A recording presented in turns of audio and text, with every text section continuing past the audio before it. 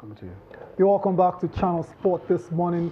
Many thanks for staying tuned. Now we have a guest in the studio now, Abayomi Oke, who is the Commissioner of Youth and Sports in Oyo State. Good morning. Thanks for coming on the show. Good morning. How are you doing? Good morning. Yeah. A very good morning to you. Thanks for taking out time of your busy schedule. There are some things in Nigerian football that we're trying to understand. Like in the Nigerian Professional Football League, and we're very happy that we have you here to help us shed some light on some of these issues. Yeah. You are eminently qualified to talk about club ownership, since most of the clubs are owned by states. By government, yes. So, what are the challenges from that angle of the prospects on one hand and the challenges of owning the club in Nigeria? Thank you very much. Happy to be here. We need to all to look at is football or business better run by government or by private sector. Okay. We need to commend Alhaji Shehu Diko and his team in LMC as to what they're trying to do to bring in professionalism, to bring in private sector money into the game. But that's the management of the league. Yeah. The ownership of the clubs, we need to look at that. Can government continue to fund it to be run like a business? My own personal view is we should try as much as possible to cede ownership of clubs to private sector. Gradually. We can't face it out in one day. Though LMC has, the last season, they penciled some 8 clubs down for privatization to take them to stock market, which is a very laudable idea. Correct. If we can do that across board, take what Ifeanyi is going through now. He's pumping his own personal money into it. And don't forget, a businessman wants return on investment. Yeah. Abiola Babes and Leventis pulled out of the league for some reasons.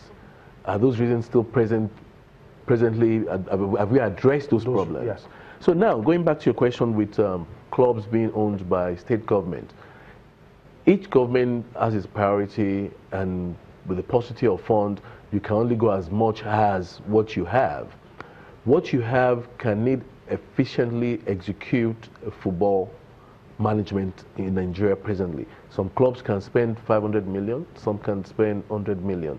Now you compare that to a private sector businessman coming into the same business.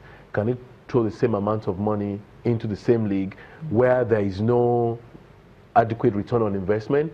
Let's say, what are the returns on investment you look into for football? Shed deals, gate takings, yes, minimal, but still part of it. Yeah, commercial deals, TV rights. TV rights. You also need to look at shared sponsorship. How many clubs in Nigeria actually have sponsors, major sponsors? If you look at South African League, virtually all of them. Yeah. And it's because private sector will not come into what they can't control. Look at let's take telecoms for instance. When we only had Nitel, they were geared for handout from government. Now they liberalized the whole thing, MTN came in, and now it's a multi-dollar business, employer of labor as well. The same thing can happen with sports, not just football. But we need to liberalize it to encourage the private sector to come in and play an adequate role. Yeah, absolutely. Your points are well taken there. But you said something about it's time, for these clubs to be, given to the private sector and all that. But there are a few people out there that believe the government actually do not want to do that. They don't want to do that. I mean, from your own, perspective and from where you're coming from or your state, would you say the government actually will be willing to, let these clubs go and be handled by the private sector? Thank you very much. Thank God that everybody knows my governor, Senator Abiola Ajimobi, is progressive, is dynamic, and is forward-thinking. Okay. The mandate for me is to find alternative source of funding for the club. Okay. And then what we've done is we've spoken to a few people that have the knowledge into that.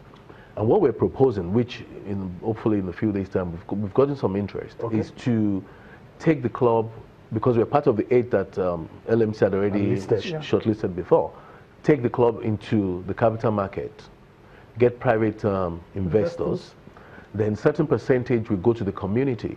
So because there are three ways you can own a club. It's either it's a community-based, it's a government, it's a privately owned, or it's a state shareholders. So we want to try the three. We want to try government. We still have a stake because it's a government entity, but the majority should be seeded out to the private sector, private investors. Then another chunk of it will go to the community where people can bring 5,000, 10,000, and then maybe to a second tier stock capital market will handle that. Which one will work better, public, private partnership, or solely just handing out the clubs? Or you believe government still has a role? Well, with time, because the way we run sports and football in Nigeria, with time, government will eventually hands off once the proper structure is in place. But I don't see it 100% hands off.